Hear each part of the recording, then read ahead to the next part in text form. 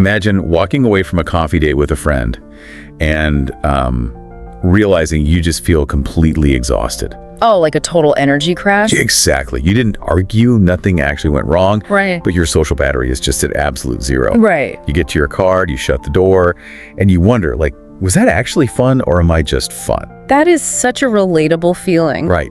So today, we are taking a deep dive into the hidden science of why that happens. And, more importantly, how to fix it. Because I think we tend to treat charisma and communication like a genetic lottery. Oh, totally. We view it as an identity trait rather than a learnable skill. Yeah, you walk into a room and either you have that magical aura that makes people hang on to your every word, or you don't. It feels innate, like having blue eyes. Which is, frankly, a highly comforting excuse, right? Like, when a conversation or a meeting goes terribly wrong, it's just much easier to say, well, I'm just an awkward person, rather than analyzing the actual mechanics of what just happened. Yeah, exactly. It lets you off the hook.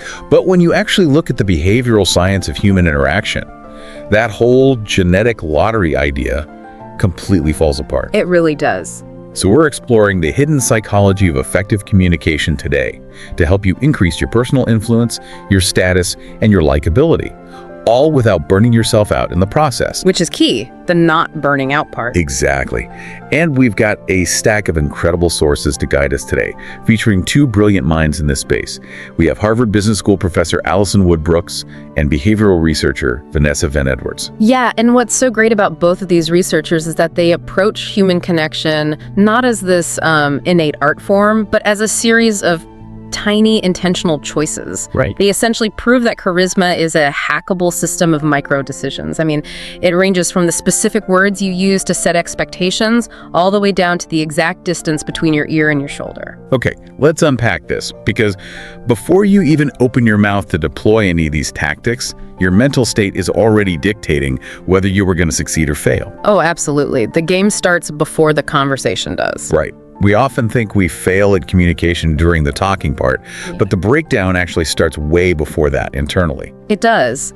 And it begins with a rather humbling truth about human nature that Professor Brooks points out, which is that our default mode is egocentrism. Egocentrism.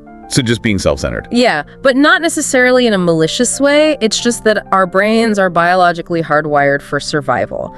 So when you walk into an interaction, your subconscious isn't naturally thinking about the other person. Right, it's assessing threats. Exactly. It's constantly asking, what's in this for me? How do I protect myself? How do I make sure I look smart? It's basically like a conversational spotlight. Yeah. If both people have their spotlights pointed directly at their own faces, the space between them is just pitch black. That is a perfect way to visualize it. I love that. Thanks. So charisma, then, is simply the act of forcing yourself to turn your spotlight onto the other person. Yes. But to do that, you have to relentlessly fight your own survival instinct, because Brooks describes conversation as a coordination game. A coordination game, like a game of chicken. Kind of. You're constantly making these little micro decisions together, like when to laugh, when to yield the floor, when to shift topics. And if you are only focused on your own agenda, your own spotlight, you miss all those subtle cues the other person is sending, and the conversation just crashes. Which perfectly explains why socializing can take such a massive toll on our energy. Exactly. Because it requires these active, continuous mental overrides. And I think that brings us perfectly to Vanessa Van Edwards' research on how high achievers manage that exact energy. Yeah, her research here is fascinating. Because she divides our daily output into two buckets, right? Work energy and social energy. Right. And what Van Edwards found is that high achievers are not just busy people. Actually, wearing your busyness as a badge of honor is usually just a recipe for burnout. Oh, 100%. True high achievers are fiercely aggressive about managing their energy capacity. They realize that the most dangerous drain on their battery isn't like a toxic person or a fundamentally awful task. The real danger is the ambivalent ones. The ambivalent ones. The kind of relationships.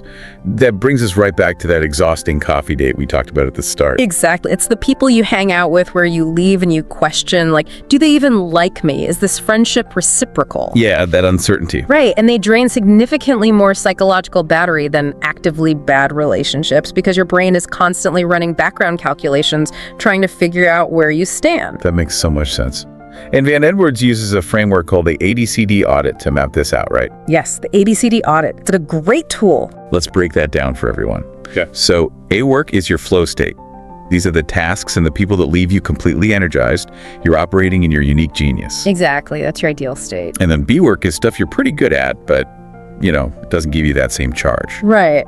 And then you hit C work, which is just average. You might even be a little embarrassed by how clunky you are at these tasks. We all have those. Oh, for sure. And finally, D work. You are terrible at this, it drains you completely, and crucially, this category includes those ambivalent energy vampire relationships. Right. So high achievers aggressively optimize their day to spend time on A work, and they ruthlessly delegate, drop, or just minimize the rest. I really love this framework because those ambivalent relationships really are like apps running in the background of your phone. Oh, that's exactly what they are. You aren't actively using them, but they are silently draining your battery down to 1%. But I do have to push back here for a second. Sure, go ahead. Isn't it a bit callous to just cut out ambivalent friends or absolutely refuse to do C&D tasks?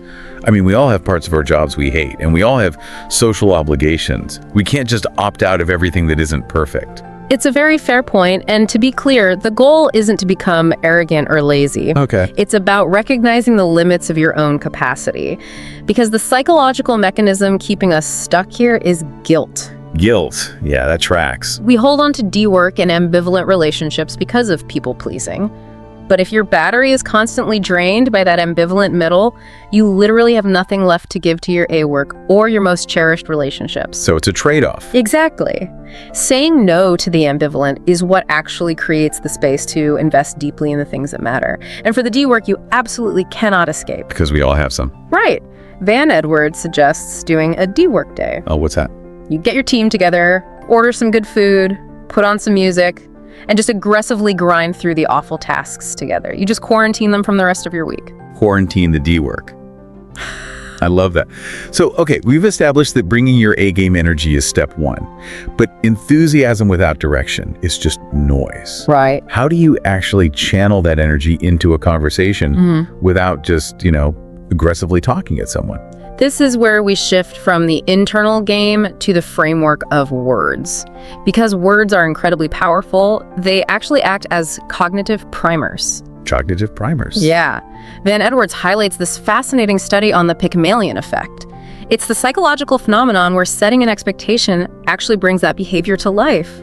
By doing what? By activating specific neural networks in the brain. Wait, so you're telling me that just hearing a specific word unconsciously puppeteers our actions? It does, and the data is staggering.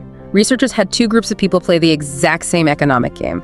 The financial incentives were identical. The rules were identical. Oh, totally identical game. But they told the first group, you are playing the Wall Street game. And they told the second group, you are playing the community game. So they didn't change the game at all. Literally just the title and the instructions. That's it, just the name.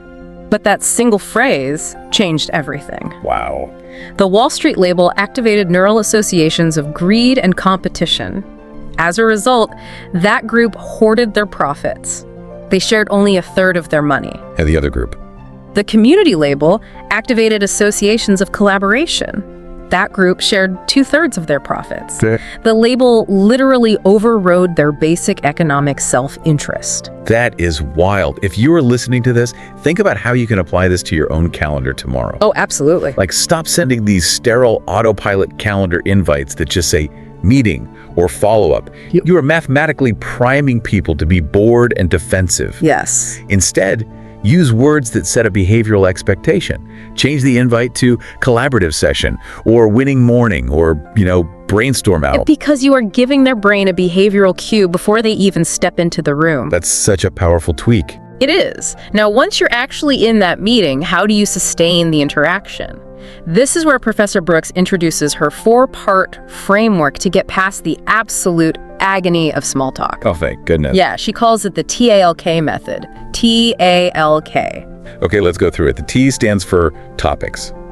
And the disparity here between how we prepare physically versus mentally is just wild. It's a huge blind spot for most people. Brooks points out that when people go on a date or to a networking event, they will spend hours picking out their outfit, doing their hair, agonizing over how they look. Yeah, trying on 5 different shirts. Exactly. But only about 10% of people actually spend any time preparing what they're going to talk about. We just assume conversation will magically happen. And then we panic when the conversation stalls and we find ourselves talking about the humidity for 10 minutes. Right. Sure is hot out there. Exactly. Brooks found that just 30 seconds of intentional topic brainstorming completely eliminates those panicky moments of silence. Just 30 seconds. Yeah, you don't have to script it out. You just need a few anchors. And you don't even have to come up with them yourself. One of the sources mentioned someone literally typing into ChatGPT. Oh, this was such a great example. Yeah, they typed in, "What are the best questions to ask my 70-year-old parents from upstate New York who have 9 grandchildren?" So specific. And they got a completely customized, highly specific list of topics to bring to Sunday dinner.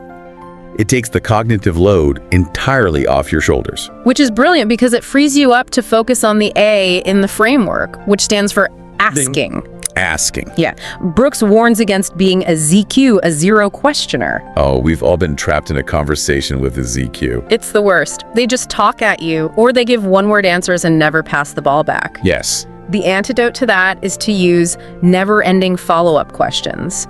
When someone gives you an answer, you ask another question based entirely on the premise of their last response. But let me jump in here. Sure. Doesn't constantly asking follow-up after follow-up start to make you sound like an interrogator? Like, where were you? What did you do? Who was there? It would, yeah, if you were firing off unrelated questions, like a checklist. But a true follow-up question pulls a thread from what they just shared. Oh. It shows that you are actively processing their reality. Psychologically, human beings are desperate to feel heard. Always. So when you prove you are interested in their specific experience, you paradoxically become the most interesting person in the room to them. That makes a lot of sense. You're exploring their map, not just demanding coordinates. Love that phrasing, yes. So we have topics, we have asking. The L stands for levity.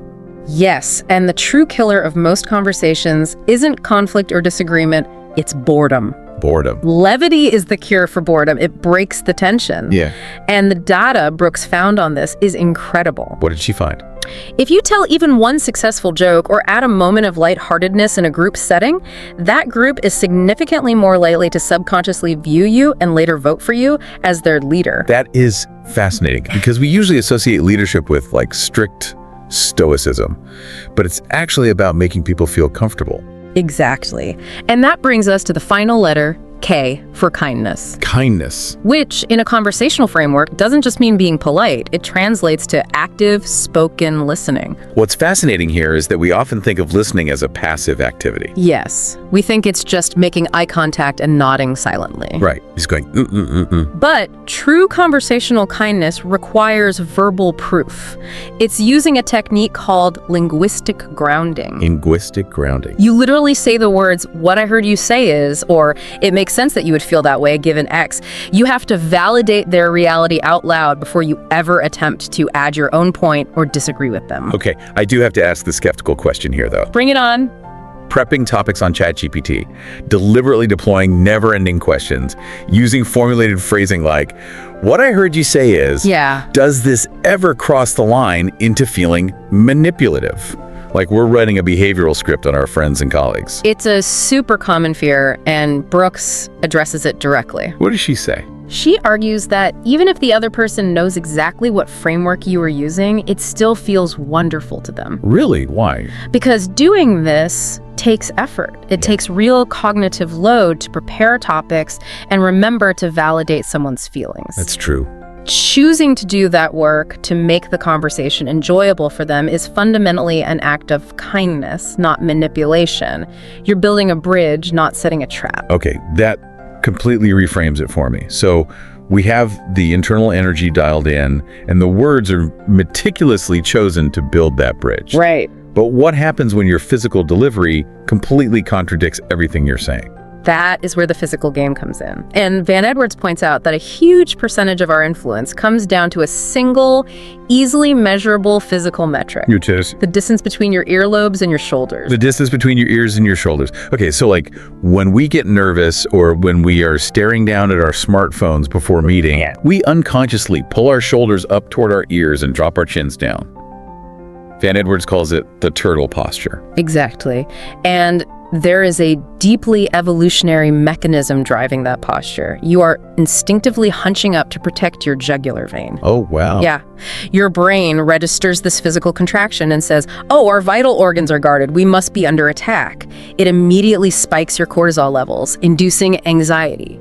And you mentioned vocal fry in the notes as well. Oh, yeah. How does hunching your shoulders actually cause that creaky, grating voice that people find so distracting? It's pure anatomy. When you turtle your neck, you are physically compressing your vocal cords and restricting your diaphragm. Oh. You literally can't get enough breath support, so your voice drops into that low, creaky register vocal fry.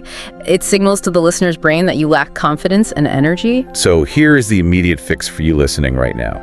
Next time you check your phone before a big meeting or a date, do not look down at your lap. Yeah. Use the up and out method. Bring the phone up to your eye level, drop your shoulders down, and claim your space.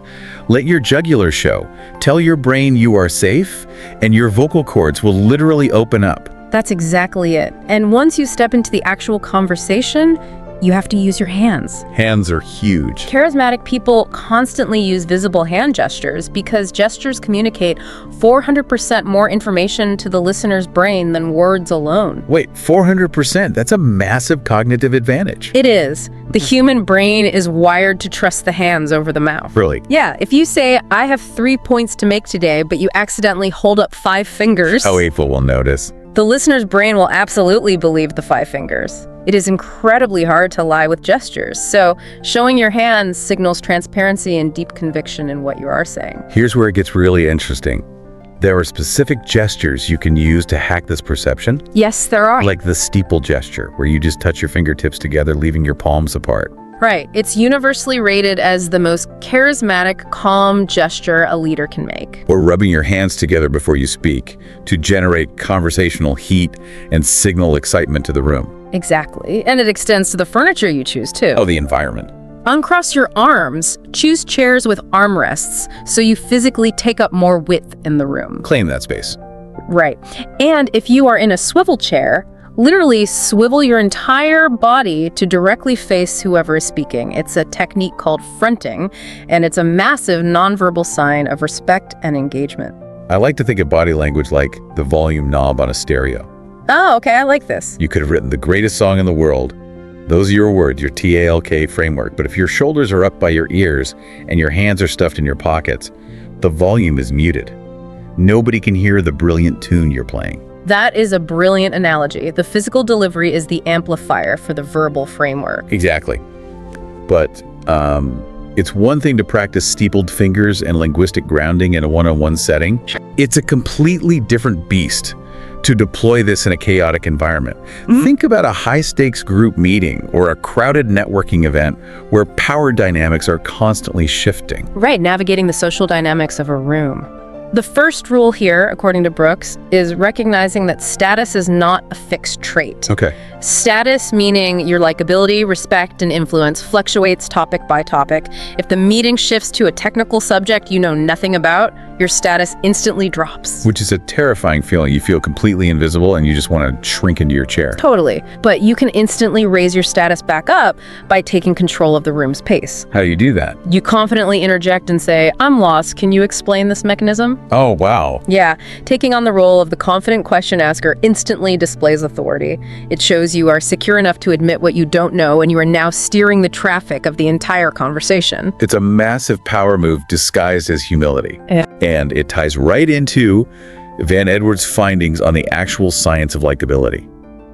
She looked at a massive study of high school popularity. Oh, I love this study. And the results were completely counterintuitive. The most popular kids weren't the richest, and they weren't the conventionally best looking. Oh, they weren't. They were simply the kids with the longest list of people they like. They were the first likers. Yes. They didn't wait around leaning against the lockers trying to look cool and aloof.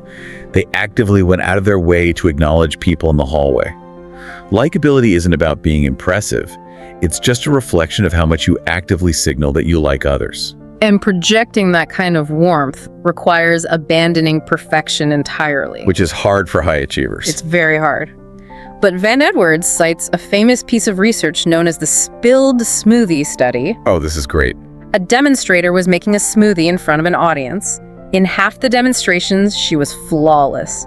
In the other half, she made a small mistake, knocked a cup over, and spilled some of the smoothie. And what happened? The audience consistently rated the demonstrator who spilled the smoothie as significantly more likable and approachable. Which initiates what behavioral scientists call the vulnerability loop. Yes. It's a psychological mechanism where admitting a minor fault actually signals to the other person's brain that they are safe to drop their own armor. Exactly. But wait, let me pause here. Okay. We just talked about maximizing ear-to-shoulder distance, deliberately using armrests, and steepling our fingers to project power. Doesn't spilling a smoothie or admitting, I don't know, something totally destroy the authority I just built? It seems like a paradox, I know. But it's actually the secret ingredient. How so? Combining confident physical body language with verbal vulnerability is the ultimate charisma hack. Okay, I'm listening. Think about it. If your posture is closed and defensive and you spill a smoothie, you just look incompetent. Yeah. But if your physical body language is expansive and strong and you admit a flaw or a lack of knowledge, it signals that you are so incredibly comfortable in your own skin that you don't need to fake perfection. It's a deeply magnetic combination. Confident body, vulnerable words, that is incredibly actionable. It really is. And if you want to deploy this out in the wild, Van Edwards even have a spatial strategy for navigating the room at a networking event. Yes, the heat maps. She mapped the foot traffic, the heat maps of these events. And she found that the biggest mistake people make is standing right at the entrance in what she calls the start zone. Which makes sense logically, right? You walk in, you don't know anyone, so you just linger by the door hoping to catch people as they arrive. Right, but think about the psychology of someone walking into an event. They are wide-eyed. They're scanning for the bathroom, the host, the food. Their cortisol is super high because they are getting the lay of the land. They are not chemically ready to connect with a stranger yet. Exactly. So where is the optimal place to stand? According to the heat maps, it's exactly where people exit the bar. It's so smart. Think about it. They've dropped off their coat. They have a drink in their hand, which acts as a great psychological anchor, and they've just turned around to face the room. Right. That is the exact moment they're desperately scanning for someone to save them from standing alone. You position yourself right there, you make eye contact, and you become their social savior. It is brilliant social positioning. You catch them at the exact moment their anxiety peaks, and you offer them an immediate warm off-ramp. So what does this all mean? When we synthesize the inner game of energy, the TAOK framework, the physical posture, and the social heat maps, the ultimate takeaway is that communication is entirely in your control. It really is. It's not a genetic lottery. It is the result of compounding micro-decisions, auditing your ambivalent relationships to protect your capacity, taking 30 seconds to prep your topics, putting your phone up and out to claim space and protect your vocal cords. Yeah. These tiny intentional shifts completely rewrite your influence. If we connect this to the bigger picture, doing all of this is fundamentally an act of grace. Grace, I like that. Brooks reminds us that human conversations are often just messy train wrecks of half-finished thoughts and awkward interruptions. Constantly. By preparing, by dropping your egocentrism, and by using these frameworks, you are giving yourself the grace to be imperfect. You are putting in the generous effort required to truly understand another human being. And that leads us to a final challenge for you. Think about a conversation you have coming up tomorrow that you are dreading. We all have one. A difficult meeting, a networking event, or even a catch-up with an ambivalent friend. What if you didn't approach it as a battle to be won or a chore to be endured, but as a behavioral experiment? I love that framing. If you purposely sit in a chair with armrests, if you genuinely decide to be the first liker, and you ask just one never-ending follow-up question, what hidden doors might open that you never even knew were locked?